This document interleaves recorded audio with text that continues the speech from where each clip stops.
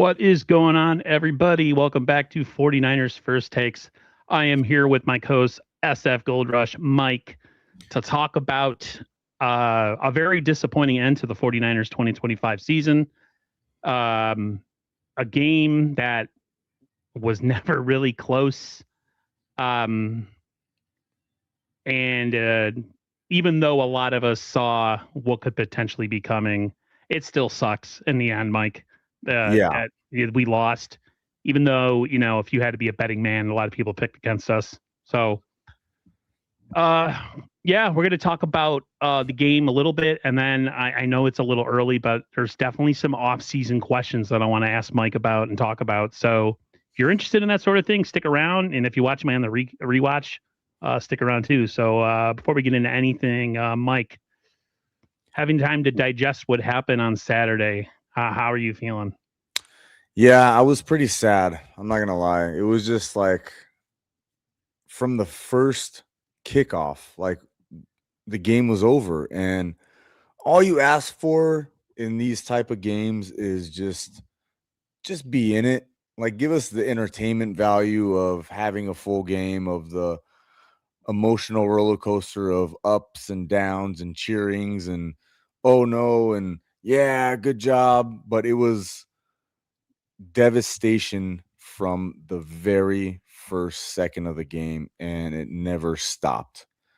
And you look at all the other games around, the league over the weekend, and they were pretty close, considering, but this was just, it was over. And I just couldn't believe that they played even worse that they did in week 18. And I was very surprised by that they didn't even have the fight in them to make it a better game. And yeah, pretty disappointing. Like, I forgot what I was going to say, but like, I felt that the 49ers were kind of, when we kept saying they were playing with house money, right? Yeah. And that, there's no expectation. Which I hate that phrase, by the way, because me too. It's just like you're giving yourself a way out, right? If you lose, we're playing with house money, so if we lose, it's all good. Like I hate that. I hated that, and some of the players even said that today. Yeah, there was the message that was being like kind of talked about. Still, it was bothering me like a lot. Like they were already like kind of talking about why they they couldn't do it, achieve what they wanted because of injuries. It's like the last thing I want to hear after a devastating playoff loss is excuses. And though they're right, you still don't want to hear it, right? Yeah. That game was it was like it was never really competitive. I felt that the Niners were just done physically. They played they had how many like short weeks? Yeah. Like over the last 4 years. 3 out of the 4 weeks were short, and 3 games in like 15 days or something like that. Yeah, I felt that they just ran out of gas, bro, and they didn't have the bullets in the gun already to compete. And let's hold on before I say, give Seattle credit, dude. Yeah. If you're a Seahawks fan and you see this video, we got our ass kicked, and you guys, your defense and your run game was something else. You guys that was a shellacking. You built this. You're building yourself a juggernaut over there, and now we got to go and catch you. We were the hunted, and now we're the hunters. And Seattle deserves every bit of credit for that ass kicking that they gave us. I'm not afraid to say that. If people have a problem with that, like get over yourself. You can give credit to the opponent. But yeah, I just thought that they ran out of gas physically. So many games in such a short amount of time, so many injuries, so short. David had a good comment right there. They played 5 in 26 days. 5 games in 26 days. Seahawks played 3 games in 26. Yeah, the Niners. It was going to happen. Yeah. And a lot of people. I mean, I've just gotten raked over the coals for my takes. In the beginning of the season, I talked about it. I really didn't believe in us. And a lot of people really attacked me for that. And they were like, you're not a fan, blah, blah, blah. And I'm just like, you based on how the offseason went with the cutting of cost, you got Kyle Shanahan talking about how he talked to his veterans in the offseason. I'm like, Super Bowl or bust is not our goal. Like when I hear stuff like that, and I hear that's the kind of mindset, how does a fan expect to have expectations? Now, did they exceed expectations based on what I felt? Absolutely. Does it make me feel better that they exceeded expectations? No, I still expect Super Bowl or bust. That's just my mentality. I'm an old school guy. I grew up during when they were winning Super Bowls. Yeah. For me to make the excuse, but the injuries, dude, and just the lack of just having healthy bodies all season, it caught up with them. And Seattle took advantage of that, and they put us out of our misery. They put us down like an old horse. I do get the point that they were exhausted and, they played all these games for sure. I get that 100%. But it was the NFL divisional playoffs against your division rival who just punched you in the mouth 2 weeks prior. Post-game Philly interviews, it seemed like they were very excited to play Seattle, right? How many players were like, oh, this is the matchup we wanted. We can't wait. You can't talk all that shit and then all of a sudden come out like that. Like, that's insane. To me, it was the preparation. I feel like this was Kyle's work. Like, this might be Kyle's best season coaching, but that was his worst game I've ever seen him coach. So to have that, both of those be true in the same season is kind of weird. But he didn't have the guys ready. They were unprepared, mentally, physically, motivationally. You had Robert Saleh doing interviews for defensive coordinator on a short week. When I know some other guys that were in the playoffs are putting off interviews until after the games. I think that was probably a distraction because this defense was not ready to go. You even heard Tom Brady mention on one of the plays, right, where he was like, this is the worst defensive setup for this play that Seattle's running. And you're like, how are these guys so out of it? Like, they didn't even sell out to stop the run. Sam Darnold threw 17 passes and completed 12. And they whipped our ass. Like, it wasn't even close, bro. No, it wasn't even close. I never felt at any point in the game that we had a shot. No. Not one bit. Now, is it Jesusum? He said, exceeded expectations, feeding off bad teams, waved the white flag. They played some good teams, and I mean, they played Philly at home and punched them in the mouth, I feel like, considering everything that happened. They did beat, all these playoff teams that were left. They beat the Bears. They beat Seattle week 1. They beat the Rams Thursday Night Football.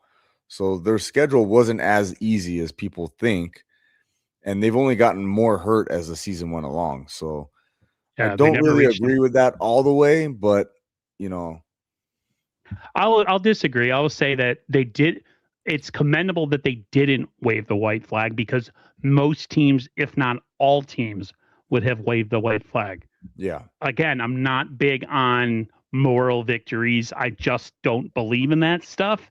But as hard up as I am about, being old fashioned and it's all about winning Super Bowls, when I really kind of like break it down and I kind of stop kind of being a jerk about it and kind of hyper emotional, they did exceed expectations, and they did a lot more than they could ever do with the amount of drama and injuries and just all the stuff that happened this year. And it's hard for me to say that again because I'm old school, but it's the truth. Yeah. He made a good point of even a fully healthy Niner team doesn't beat the Seahawks team. I think he's 100% correct. We're not good enough right now, roster wise, roster construction. We have a talent deficit. I said this in the early part of the season with Sterling. I told him we had a talent deficit. I said we couldn't afford any injuries. We are so thin. We have no depth. And what happened, Mike? everything that I say, I feel like a prophet. It's exactly what happened. Yeah. It was exactly what happened, man. Like they got a bunch of injuries. They have no good depth because, bad drafting and misses and bad free agent signings over the last couple of years. So now they're paying the price for it. Yeah. But yeah, Seattle played their best game of the year against us on Sunday. Yeah. They And came ready to go. They wanted blood, like, and they got it. Like, not even the kickoff. Okay. Hey, things happen on special teams, right? Fluke stuff. Cool. All right. You get the ball. Let's go put some points on the board. And what happens the very first offensive play of the game that sets the tone for the rest of the game, right? They come in through, blasting through the offensive line, who's not ready to block, hits Purdy's arm, and it's almost a strip sack fumble, right? So it's like the very first offensive play of the game, and ball's already getting stripped. Like, this is, yeah, it wasn't good. But like you said, if you zoom out and you take, like a 50,000 foot view of the entire season, everything that they went through, their wide receiver one quit on their team. Injuries started in training camp. The whole, we're going to rebuild this year.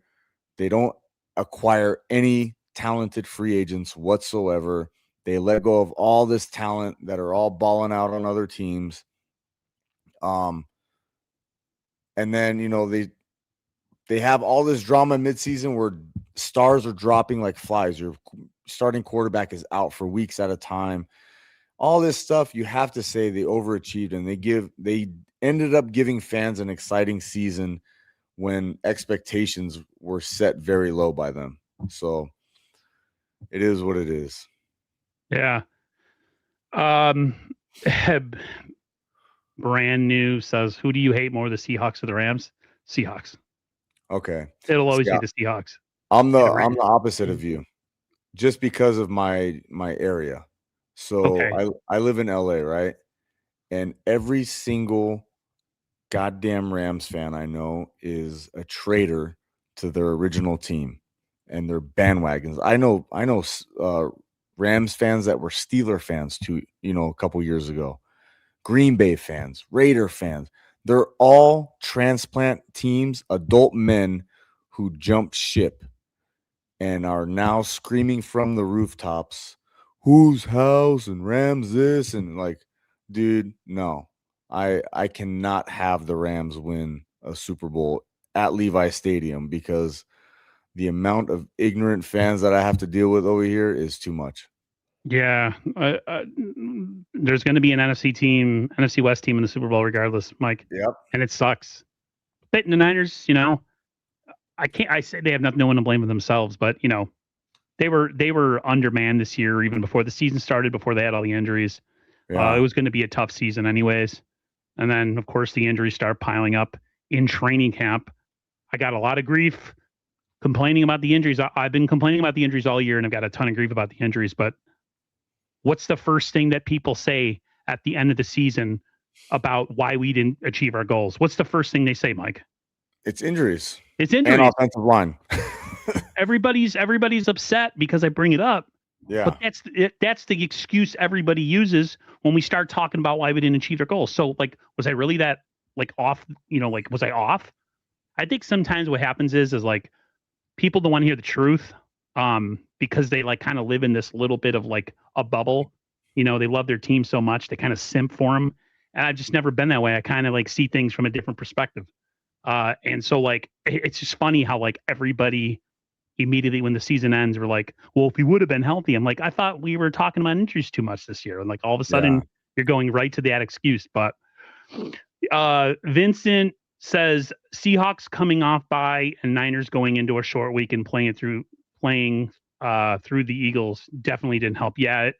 The Niners, this game that happened was coming. It was just a matter of when. Or the Niners just ran out of gas and they ran out of, just ran out of bullets and they didn't have anything, man. They were done. Yeah, you're right. They ran out of gas. I'm like I said, I'm just still disappointed that they didn't put up a fight, because Kyle Shanahan's teams have always put up fights in playoffs. No matter what, there's always some type of fight. Even if they go down early, they'll come back and fight. And that the fact that they didn't do that this game is really irking me, and it's what really gives me concern going into the offseason already, because I'd rather have lost a heartbreak, honestly, than to just get absolutely demolished like that with like no signs of life, because now you just think of how horrible this team is going into next year, and there's nothing we can do about it until week 1 of next season. I want to say what's up to Papa J. Thanks for the follow on X. Papa Appreciate J. it. Yeah. I like the thumbnail, by the way. Little sourdough Sam action there. Gray, you are 100%. And it's every year. It's been every year since the Kyle Shanahan, John Lynch era, other than 2023. And Mike, offensive line, right? Like, they will, every single big game that we lose, what is the main culprit? Should both Super Bowls, what's his name? The defensive tackle from the Chiefs. Chris Jones wrecked us, right? Yeah. And it was what? Because of bad pass blocking. Mm-hmm. And they don't learn, man. They do not NFC learn. Championship game, get blown up. Purdy gets hurt. This game, we get smoked. The NFC Championship game against the Rams, offensive line gets smoked. They just do not learn. I don't understand it. Instead, they'd rather draft Ricky Pearsall, who put up a triple goose egg in this game. Thanks for playing, buddy. I appreciate the, coming out and really showing your team you're willing to stick it out for the divisional playoff game. But triple goose egg, no catches, no yards, no touchdowns. First round pick, great production. Yeah, there was a tweet of him talking about keep the same energy, and I'm like, what are you talking about, dude? Just go and get healthy. Yeah, you're in year 3, bro. Idiots like me, don't worry about idiots like me who make comments about you being injury prone. You need to be concentrating on trying to get healthy and trying to get tougher so that you're not. And if the Niners are going to pick up your 5th-year option, you should be worried about that. I'm willing to give him 1 more year because we don't have a choice anyways, Mike. So it's not like we can get rid of him. Yep. I know we both talked about trading him in the offseason. That's not going to happen. What's up, 49er Media? Thanks for coming through. What was I going to say? So, injuries. Every year we have the same excuse. Every year we go through the same, well, if we would have been healthy, other than 2023, that's all we talk about. Do you agree that the Niners, they won't, but do you agree that they need to take a massive look at this whole thing? Yeah, absolutely. And I think actually this might be the first season, Aaron, that I think something's going to happen, because you saw the reports of players reaching out to their agents already about it, and there seems to be growing concern. And I know the NFL Players Association is probably going to start to look into this. If agents are getting contacted over this now, players are talking about it. It's gone viral. This was just on display for everybody to see how injury prone these Niners are, and something has to give. Even one, I think it was even one agent said that he was wondering why it took his clients that were on the Niners longer to heal than, his clients on other teams. So I think something's going to give, and I think the Player Association is probably going to get into it if players are contacting agents and stuff. So I hope so. Because something is wrong. Something is wrong. Definitely. Dustin Perry, Vice President of Player Health and Performance. In his 8th season with the 49ers, 6th as the team's head strength and conditioning coach. So he's been there a long time. And then you have Elliot Williams, functional performance. And he's there to prevent the 49ers from major injuries. Needless to say, neither of those guys have done their job. Yeah, they suck. You have one guy that's in charge of kind of like the whole thing, and then you have one guy who's in charge of injury prevention, and yet they can't do either. Yep. I don't want to talk about injuries anymore. I mean, I do want to talk about it because it's something to talk about, but I'm just sick of it. I'm sick of everybody else being healthy in the league, and everyone's like, "Whoa, look at the Bill! Oh, the Bill! Okay, so the Bills were an outlier this year. They had a bunch of injuries, but for the most part, all the teams that are in the playoffs that have gone far, they're all healthy. Yeah. You cannot compete against the likes of Seattle, the Rams, any of these teams. Our division is incredibly healthy. I like nobody else has this problem yet. If you bring it up, you're making too much out of it. I'm like, no, we're not. And the Bills aren't even as hurt as we are. Like, they are hurt, but we are even more hurt than they are.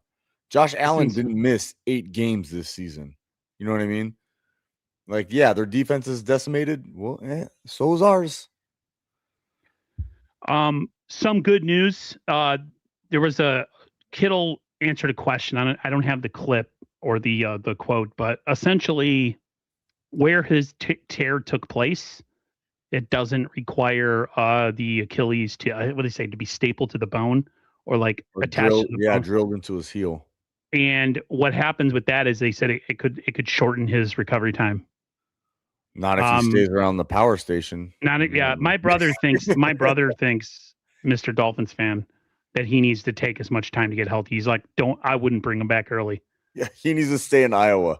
Just stay in Iowa and chill over there for the whole. Don't come back anytime soon, Georgie. What's up, man? Imagine if we had BA. I don't even know if that would have made any difference, man. It would have made a little difference, but our offensive line is so bad. I think it kind of neutralizes and kind of makes. The receivers were so bad Saturday night too. They were so bad, bro. It was like poor Purdy, bro. Like what people bagging on him. Life. Like he had nowhere to go with the ball.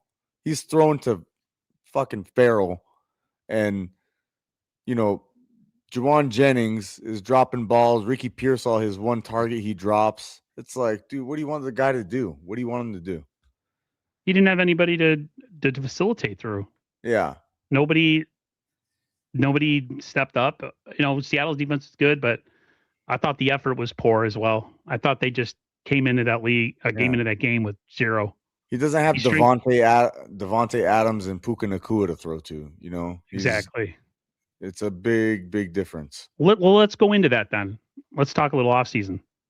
Do you agree that the Niners need to brought this up with the cover 3 guys? They didn't really want to hear about it. Do you agree that the 49ers going into this offseason need to reevaluate their offensive skill players and maybe reinvest, like maybe, because there was a quote somebody said, like, spend money on offense and draft more defense, which like bringing in they have to bring in like skill position players. Yeah, they need a Kyle Pitts, a Justin Jefferson. Speed. And they drafted speed twice. Yeah. And neither of them saw the field this year. I know, that's crazy. I don't even know what to say about that. This drafting, they draft like in the Niners in the 80s when they were winning, they would draft for the future and they would redshirt guys, right? And the Niners did that to some extent when they were doing pretty well, like in 2019, when all those years, you can redshirt guys, right? You can have them sit. Yeah. They're not talented enough to do that, and yet Kyle still did it this year. Jordan James doesn't any play until the final game of the season for the 49ers in the playoffs. Watkins never, ever, I mean, he saw the field. He was active maybe a game or 2. Yeah, he's had like 2 catches or something. And Cowing had the worst hamstring injury known to man and could never make it onto the field all year. I think he slept at this power station, probably. What's the purpose of drafting these guys if you don't want to use them? I don't know. I have no idea. And wasting draft picks. I agree. I would rather them pay for the proven skill position players. Yes. And if you want to use your draft picks on, defense, then that's fine. But I think that worked out for them pretty well, getting Christian McCaffrey, because he was ready to hit the ground running. You can draft a George Kittle, but George Kittle wasn't George Kittle year one. So they desperately need skill position players on this offense, because Brock and CMC it just can't just be them every year. The past 2 years, it's just like it's either Brock or CMC, and then Brock gets hurt, and then it's the CMC show, or vice versa. It's just like they need help. Kyle is so stubborn. If he's part of the offensive picks in the draft, why even give your input or say anything about what you'd like to have when you have the opportunity to integrate these guys into an offense that lacks speed and explosiveness, but you end up always, because of fear, depending on the same guys, using them to death, and then they usually end up getting hurt. How many? He had like over 400 touches this year, McCaffrey? 450. Okay. We had a backup running back named Brian Robinson that we never used this year. Yeah. We had Isaac Arendo that was nowhere to be found. And Jordan James, again, doesn't play until the divisional round. Like, what is the purpose of all these picks? They're so cavalier the way that they draft. They draft as if like they've made it and they can stockpile. You don't have the talent anymore, man. Yeah. Like, everybody you draft needs to see the field. And on defense, I was happy this year. They were forced to make guys play because they didn't have anybody. Yep. And I think as bad as they are, and I know a lot of people are talking, like in this comment, he talks about how they've plateaued and they might need a clean house. They have some players on defense. CJ West and Alfred Collins can play. Upton Stout can play. Yeah. I don't know about Siegel. Yeah. That they need some safeties. Yeah, they need a draft, or I don't know. Do you agree that they need to like use every bit of their money in free agency, and just you can't be cheap this year, right? They can't, but like that's why I would get so upset when I keep hearing all these people say, "Well, next year they're going all in." I'm like, where is this coming from? This Jed York never said next year, 2026, we're going all in. Kyle never said that. John never said that. It's just assumptions, and I don't know if they are. There's a lot of bills due next year. Obviously, the Brandon Ayuk thing frees money up, but they have to use that money to go get a wide receiver. They need a pass catcher that can, stretch the field, and you cannot rely on Ricky Pearsall. His body is not calloused enough to take NFL hits, because every time he catches the ball, he's falling. He's never catching the ball in stride and running. He's always getting tackled at the point of the catch, and he's falling down and getting hurt. He has no yak. This guy has zero yak. But everybody talks about how he's a separator. He's not. Where? He has no separation at the point of the catch. That's why he's always hurt. He's getting smoked the second he catches the ball. And then everybody's like, when he plays, he's effective, but he doesn't play ever. I'm sick of hearing that. This like magical Pearsall thing where everybody makes him out to be this missing link of the offense. He never plays. So they cannot rely on him to be, part of the offense, honestly. He's missed 50% of his games in his career. So you can't go into. You're 100% right. He doesn't have the body. Yeah. So you cannot go into the season expecting to have Ricky Pearsall as your wide receiver one and, filling in behind him, because he is not going to play all the games. He's going to miss a significant amount of time. 49ers key free agents this offseason. I'm going to read a list, and I'm going to give you the people that we should keep. Okay. Juwan Jennings, Kendrick Bourne, Brian Robinson Jr., Eddie Pinheiro, Thomas Morstead, Curtis Robinson, Eric Kendricks, Clellan Ferrell, Sky Moore. Sky Moore and Eddie P for sure. Those are the two that come to mind immediately. Everyone I would else, get rid of Morstead. Needs to go. We need a better punter. He doesn't have any leg. Yeah, I think everyone else is easily replaceable. I would say get rid of Brian Robinson Jr. because we don't use him. I mean, you can find another running back somewhere. Right. We have them on our roster. We have Jordan James and we have Isaac Rendo. So yeah, I wouldn't really call Isaac Rendo a running back though. He's more of, I'd put him in the like a Sky Moore territory, like slot type of little. He just doesn't have the vision of a running back. He's just. It's almost like when he ran the ball last year, he would just like close his fucking eyes and just go forward. How many times you see him run in the back of his offensive lineman? Attack. Yeah, but I mean, if you get the ball to him in open space, that's where he can be dangerous. So this year we basically had all possession wide receivers out there and no man beater. Yeah, but we don't have any man beaters on this team. And if we do, we don't play them. We don't know what we have in Cowing, and we don't know what we have in Watkins. Kyle doesn't trust rookies. Yeah. So he's gonna force the same guys out on the field every single week, regardless of their health, regardless if they're overused. The Niners are in such a talent deficit on offense when it comes to speed. They play such a congested offense. Everything's like in a 12-yard box. Yep. That's why Brock has to make these layered throws all the time, because the safeties and everybody are draped all over. If they had any speed, the running game would be better, because then they'd have to worry about getting beat downfield. And it opens the box. Yeah, they have to opens up the short passing game, and it opens up the ability in the running game. When you know they have no threats on the outside, and you can load the box. Do you think Seattle was scared of fucking Juwan Jennings or Ricky Pearsall or Kendrick Bourne or Demarcus Robinson? No, they didn't care at all. They loaded that box, and they're like, "Go ahead, bro. We dare you. We got our guys. They can handle it one-on-one. We ain't worried." Get rid of the Farrell lack of effort interception. Bro, they try to sell us on a blocking tight end as their big acquisition in free agency. Again, wasted draft picks. He's not even good. He wasn't even a good. If they actually went out and got a good tight end too, I would have been like, he never saw the field this year, bro.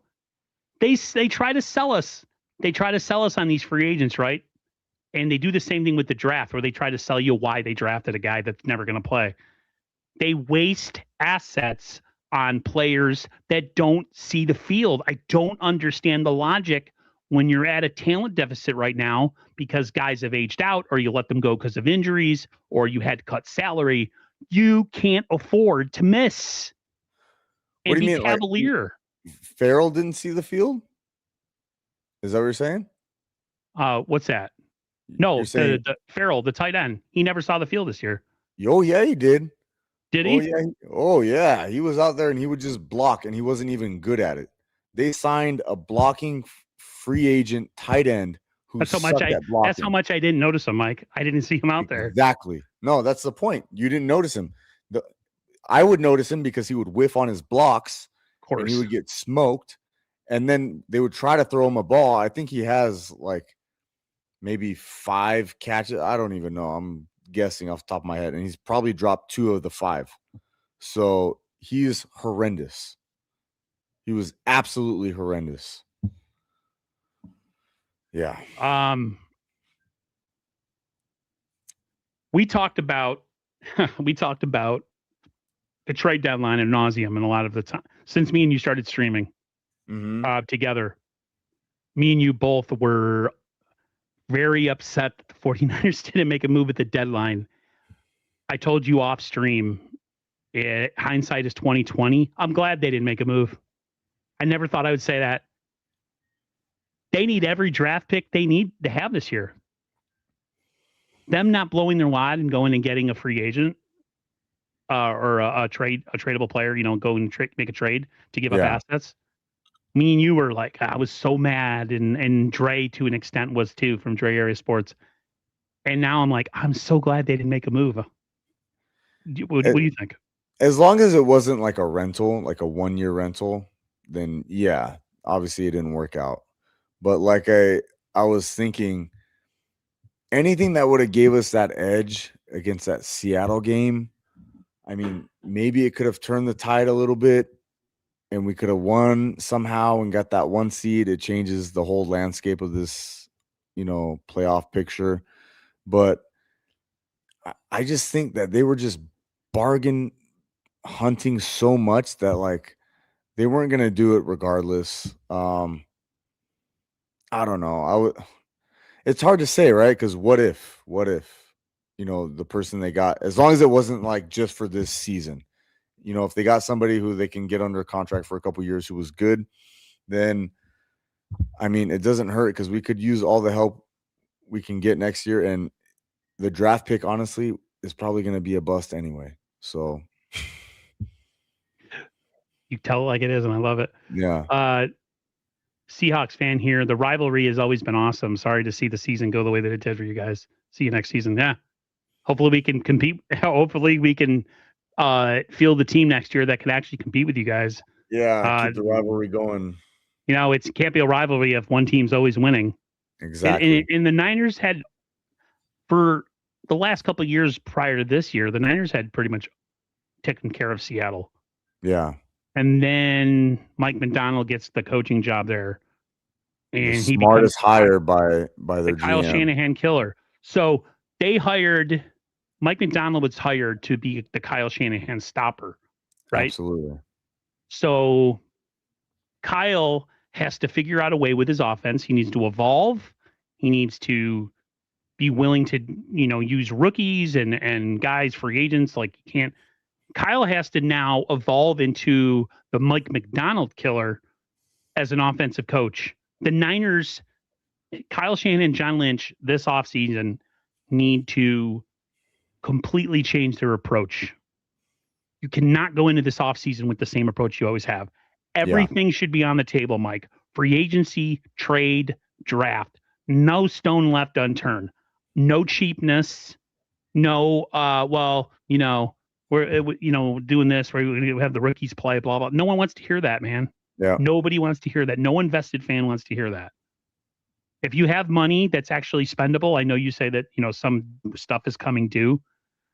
They need, if they have any money to use, whatever money that they have to use, they need to use it in free agency. Yeah. Even if they bring in, dude, I don't care if they bring in, a center, not a center. Yes. Maybe a center and a guard. Definitely need a guard. That's for sure. Those aren't sexy free agent picks, but if you're a football fan, that's sexy. I'm telling you. they're not gonna be able to beat Seattle if they continue to get owned inside their interior of their offensive line. It's all about the trenches, right? It starts. They need to reevaluate in the trenches. They need to reevaluate in the trenches. Do you agree? Yeah, absolutely. Niners we used to be a bully team, right? We used to be able to say, we're gonna run the fucking ball, stop us. Like, we're telling you what we're gonna do, stop it. And nobody could. We got away from this bully ball to being a finesse team, and like we don't bully anybody anymore. We don't run the ball down their throat. Seattle on that 4th and 1, we should have ran it down their damn throat, but we don't have the personnel to do it. You know why? Because we got all soft and they got cheap on the offensive line. They need to bolster this damn line to keep Purdy healthy. Purdy wouldn't have got hurt week 1 if he didn't have to scramble out of the pocket and run for his damn life, right? He wouldn't have got hurt in the NFC Championship game against the Eagles if we had a damn good offensive line. It's protect your asset. Protect McCaffrey. Let him get into the second level. If he's getting hit in the backfield, what's the point? You're going to kill the guy. So absolutely they have to draft for a tackle and a guard and probably a center. But to me, as a football fan, I know that's sexy to me. I love trenches. Like, the flashy wide receiver, I really don't care because I know offensive line is the tide that raises all the boats, right? Yep. They used to be a running team. It's the one position that makes every position on the offense automatically better. Yeah. Automatically. Wide receivers, quarterback, running back, fullback, tight ends. Everyone is automatically better when your offensive line is good. And Brand New says Seahawks built their defense specifically to be Shanahan's offense. Yeah, they did. And now he's got to find a way to reverse that. I mean, they had trouble running against Seattle. Seattle's got an awesome front. Dude, they give up nothing in the run game. Nothing, dude. They're really good tacklers, too. They swarm. They don't miss tackles. They're just disciplined. They have good gap integrity. All things the 49ers had none of this year. Yep. Again, they were down personnel. So there's a little bit of leeway and an excuse. Going forward, though, in the next year, they have to be dramatically better on defense. This year was just an abomination. Yeah. CJ Gray says, like, if we don't make home run picks in the draft this offseason, it's going to be trouble. They have to stop using the bargain bin. Yeah, they need to use every asset this year if they have any financially in the draft. This cannot be a year where they're going to try to sell us on something. John Lynch is the ultimate car salesman, Mike. Yep. He'll talk you into something that you don't believe in. Yep. He did it this offseason. But I don't know. Let me ask you a question. So right after the game ended, all the players were really not even talking about the game. They were talking about how they persevered and they overcame. Kyle said he didn't talk about the game in the locker room. He was talking about how he was so proud of them for the effort that they put this season with all the injuries. And we were talking off stream about, even though that's the truth, I had a hard time listening to some of these post-game interviews where essentially the injury excuse was pretty much everybody was using it. And it was just, I don't know, it was just hard to hear. Yeah. I mean, I get it. Like, what is he supposed to do? Yell at him at the end of the game? It's the last game of the season. It's one of those, they'll handle that in-house. I think maybe they were talking a little politically correct, a good answer to the media or whatever. He can't go up there and say, oh, yeah, I ripped everyone's ass and told them they're all idiots and failures. And,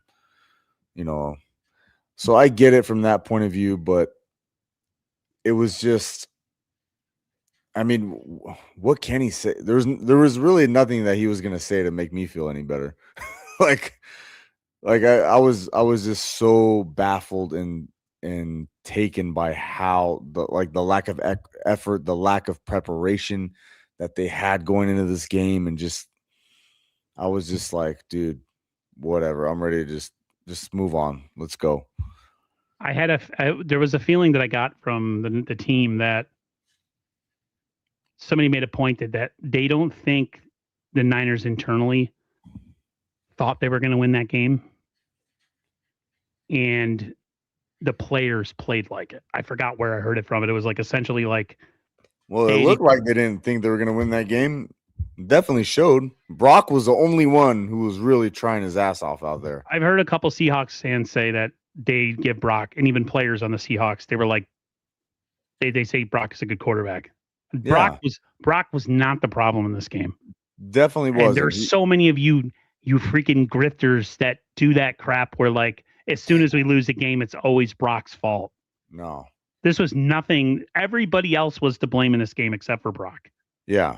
He threw a pick because of a whack-ass effort by Farrell, the tight end, not fighting for a ball. It wasn't because he was, I'm just sick of listening to it. He had a strip sack because he was running for his damn life. The whole game. And the pocket collapsed immediately, and he was trying to get out of there. I mean, it's just, people don't understand that this guy was working with nothing. Like we said, he's not out there with Puka Nacua, Higbee and Devontae Adams or JSN. He doesn't have these weapons. And people are like, oh, he's getting paid all this money. He needs to make it happen with anybody. Well, sorry, Kendrick Bourne cannot get open against the Seattle defense. Sorry, Jawan Jennings is dropping third down balls that hit him right in the hands. What do you want the guy to do? His number one draft pick, wide receiver, had 0 catches, 0 yards, 0 touchdowns, and had 1 target where he dropped the ball. Like, what more can Brock Purdy do? Nothing. Pale time. Pale's a really good, cool Rams fan. Probably one of the cool. He actually was in my hometown a couple years ago, and I didn't meet up with him. Oh, that's cool. Pale said, do you think the 49ers wide receiver core is older or younger next season as a whole? They have to get younger. They have to infuse. But you need a veteran in there too, right? Yeah. Well, they need, if not youth, Pale, Speed, speed and Experience. experience. Speed. They don't have. They just don't have any. They got nothing, man. They have no. They need proven talent there. Proven talent, right? They have to. They cannot go into these games with practice squad wide receivers. So, Ayuk's a goner. Do you bring back Jennings? If they can come to a reasonable number. I've been flip-flopping on this all year. I think if you keep Jennings as your wide receiver 3, great. But at what price, right? Yep. Like what is his going price? Do you know what he wants? He wants 20 mil a year or some shit.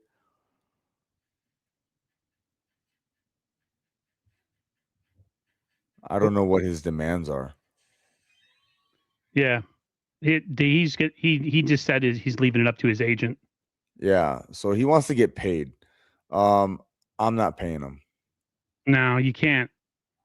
No. I would hate to let him go because he's a clutch guy, but I'd rather spend the money, Mike, in free agency that you're not going to pay him on a guy like Justin Jefferson. Like if you're going to pay money for somebody, make a trade for Jefferson. Yeah. Do something, dude. I don't know. They need skill position players drastically. Yeah. So they're devoid of talent right now on offense. I wonder how much Juwan Jennings wants though. Do you remember this offseason what he wanted? It was about $20 million a year.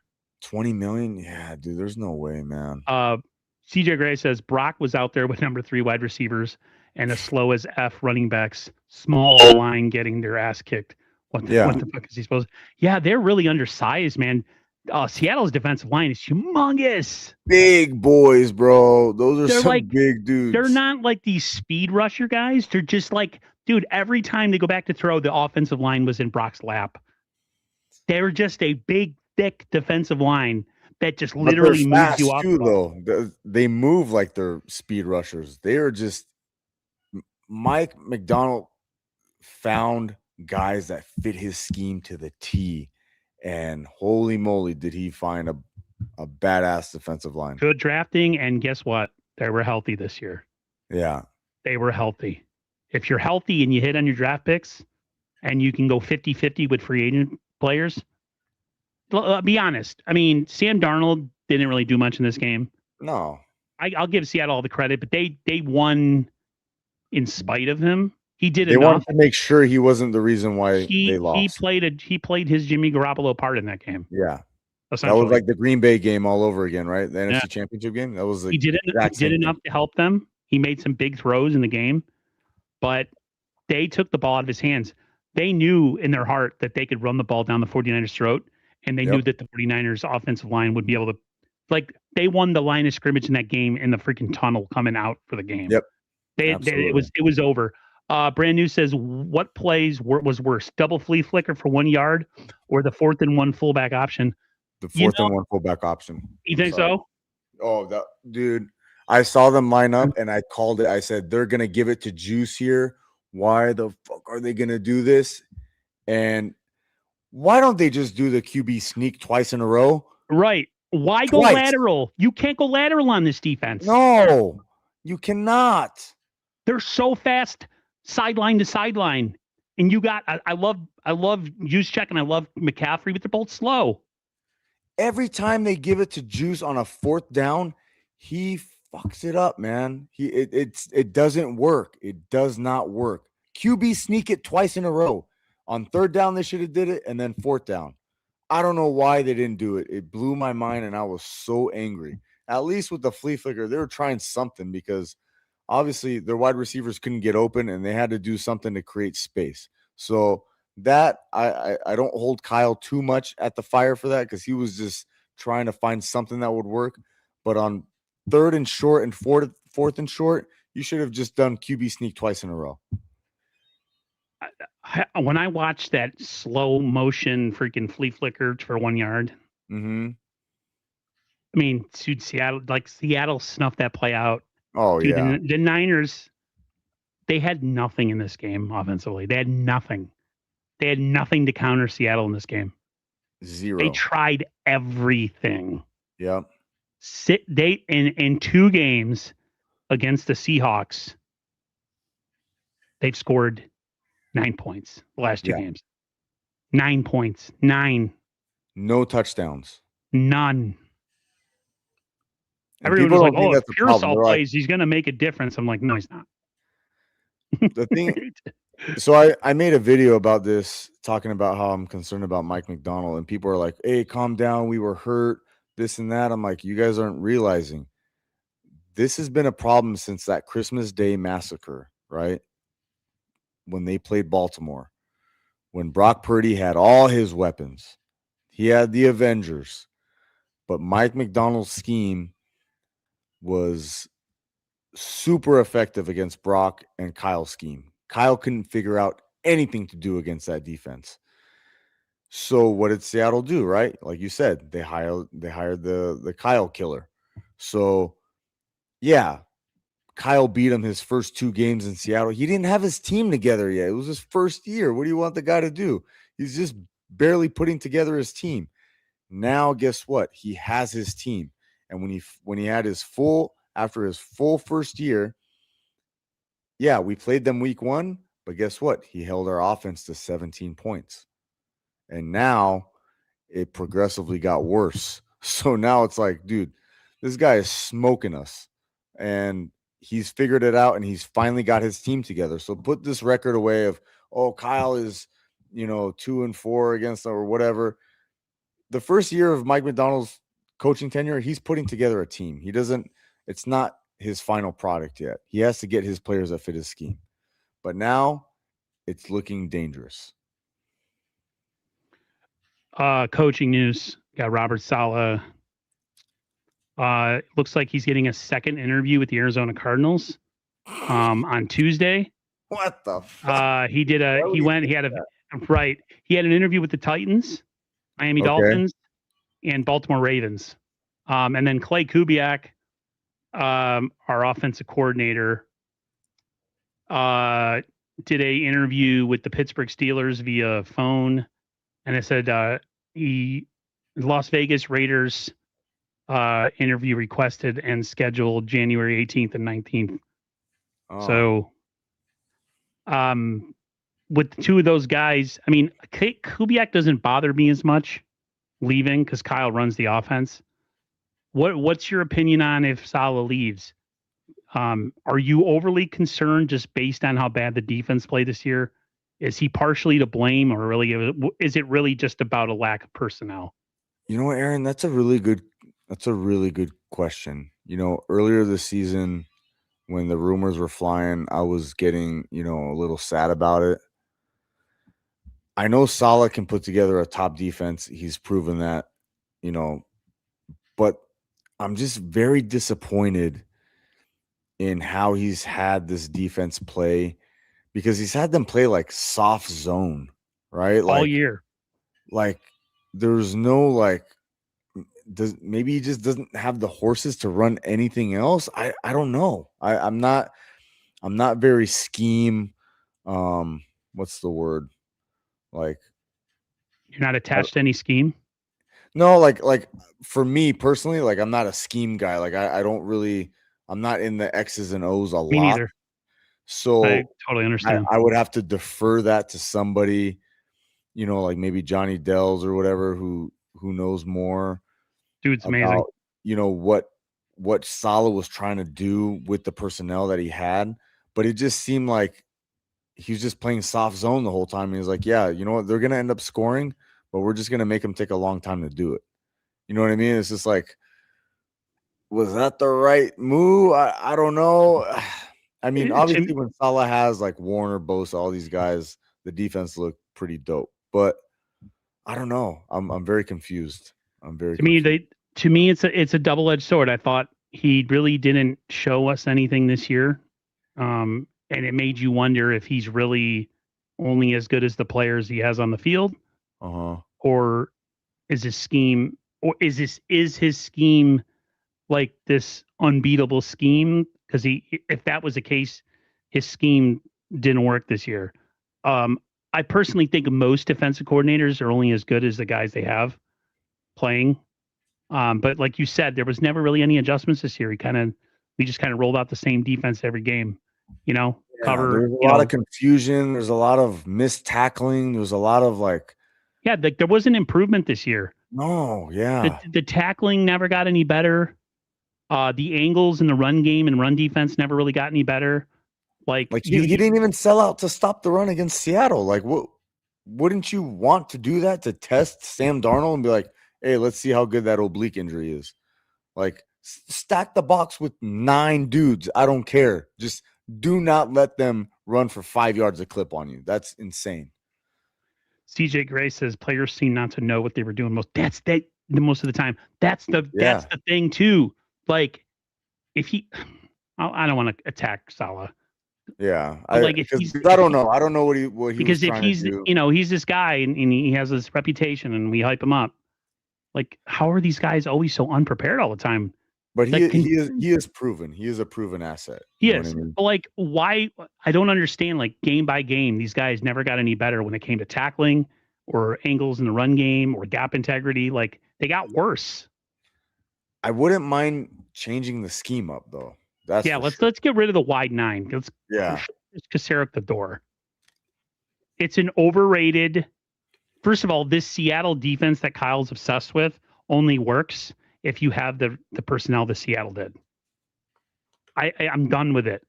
I'm willing to say, you know what? We just don't have the dogs to run that freaking type of defense. Yeah. I mean, I hope Saleh doesn't leave because I'm sick of having internal turnover constantly. Yeah. It looks like, possibly who's on our staff right now? Bradley. Yes, Bradley. There's a defensive coordinator out there. Say Schwartz, ex-Browns defensive coordinator. I want to find a defensive coordinator who's not looking to be a head coach anymore. You know what I mean? We need one of those guys that stays for 10 years where these guys are in the exact same system, playing with the exact same calls, where they know the defense like the back of their hand. But every year these guys are getting, new systems. It's hard to run a top defense like that. It really is. Fangio, what's his name from the Chiefs? Spags. They knew that they're not good head coaches, and they've come to that conclusion. Yeah, so that's what I want. I want a bad head coach. Joseph Ernberg says they should go after Jim Schwartz. Yeah, he is intriguing to me. If they lose Saleh, I agree on that one. We're about to get out of here. I just want to get your overall thoughts. If you can give me a summary, like a quick answer, what the 49ers need to do this offseason to be better next season.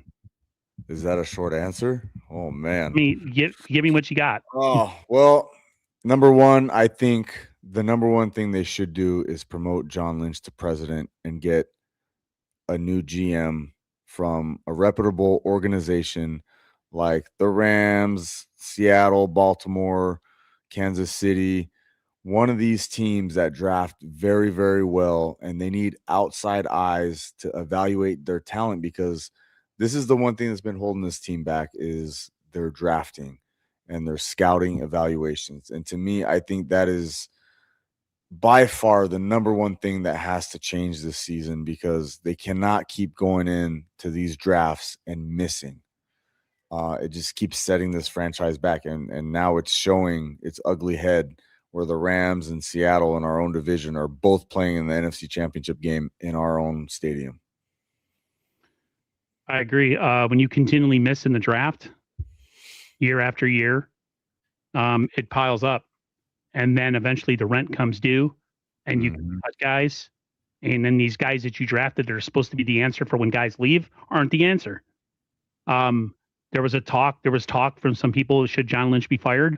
Not yet, but you're right. I would love to see someone who's a real talent evaluator take that position and move him to president, even though I think he's kind of already the president.